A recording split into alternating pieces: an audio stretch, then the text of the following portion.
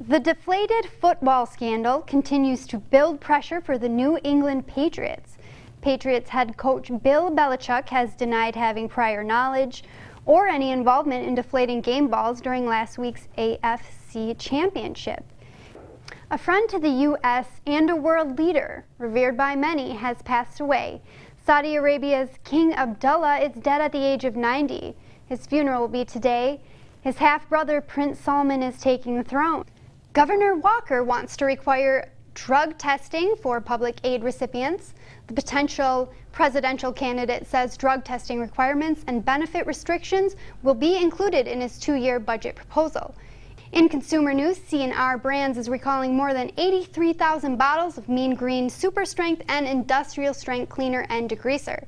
The product says it does not contain ammonia, but they're mislabeled and do contain ammonia. A check of your Skywarn 13 forecast coming up next.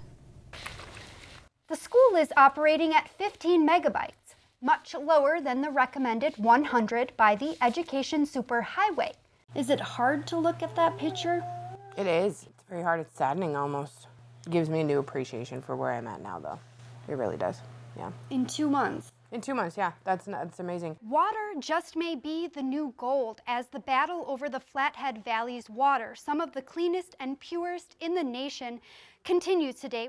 Monday brought strong wind gusts to Lake McDonald. Whitecaps could actually be seen over the lake. The backpack program serves about 400 children each week. Inside the bags are nutritious items like cereal, milk, and juice. 3 helicopters are attacking the fire, and as you can see behind me, this is Thompson River.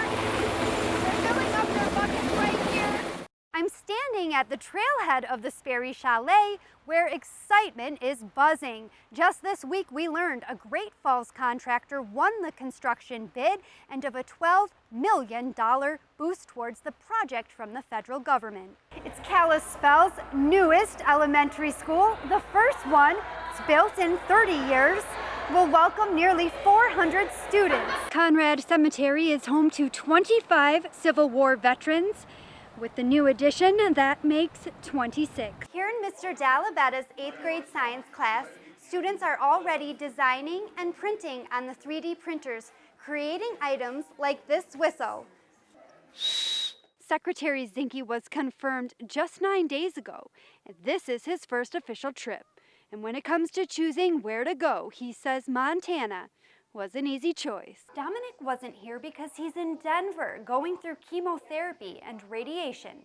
He has a good prognosis, and he knows the students, teachers, and principal here at Evergreen Junior High are a cut above the rest. For its superior quality and health benefits, Mr. Weaver says he wants to bring artesian water to Montana shelves. Life among neighbors was once peaceful in the quiet farming community of Creston. But that sense of community was interrupted by something they share in common, an artesian well flowing underneath them. There's a tremendous aquifer under this valley, and especially in this area here in the Creston area. And I have an artesian well that has been in the Pedersen family for over 2 generations that has been flowing. We've had the water tested many times. Lou Weaver owns the Montana Artesian Water Company. The water bottling plant is on property which he bought more than 30 years ago. He says water tests reveal the artesian water flowing underneath his property is comparable to artesian waters with world-class reputations. It's a very good quality water, extremely good quality water. The composition of minerals in pure artesian water and our pH are a real good match for good drinking water, a healthy drinking water. As you can see, our bottles are pre-manufactured and delivered to us in volume. Weaver says he's been teasing the idea of tapping into the aquifer since the early 90s. Our packaged bottles. We are not removing or adding any type of minerals to the water, as some of the natural waters have. Most water is processed or purified.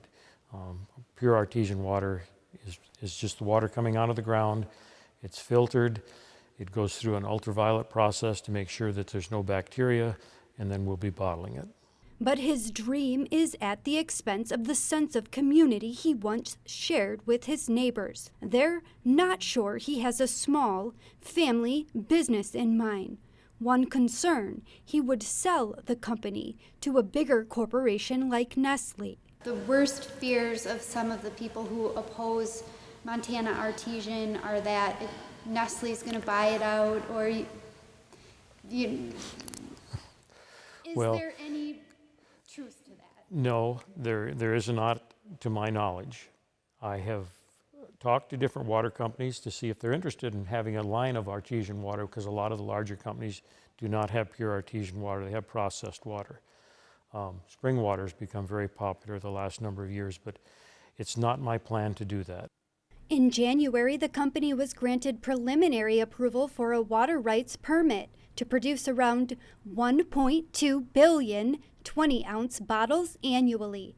When can we expect to get our first taste of Montana Artesian water?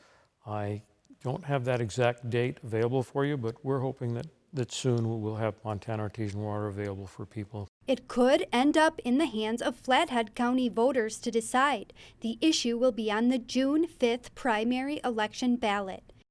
On special assignment, Nicole Miller, MTN News. The Wi-Fi tower was supposed to be the solution to the unreliable and inconsistent internet. However, with the first day of school rapidly approaching, there is still no resolution. We have 6 computers in my classroom that we use every day. Each one of my students has an iPad that they have access to all day long. We use it all day, every day. With school starting next week, teacher Ariana Hess concerned the school doesn't have reliable Wi-Fi internet. The goal for every school and every teacher is to make your kids college and career ready. And so without reliable internet access, it's hard to keep Creston School running at the same level that kids in other districts are able to get. The school is operating at 15 megabytes, much lower than the recommended 100 by the Education Superhighway. To solve the issue, Creston School has proposed building a 118-foot Wi-Fi tower. But not all agree that's the answer, especially those who live near where the tower is proposed. My major concern here with this tower going up is health and food and radiation on my food and our livestock and our chickens and other animals. And the realtors state that the properties are staying on the market longer if they're in the vicinity of the tower, and they drop down their value by up to 22%. Principal of Creston School, Tammy Ward, says she hopes to find a resolution. We did explore alternatives. This has been a multi-month process of using the Education Superhighway to explore getting fiber in our school, and we felt like this was the most fiscally responsible and for our community that would provide our students with the education tools that they needed. The school is collecting public comment on the proposal through August 30th. In Creston, Nicole Miller, MTN News.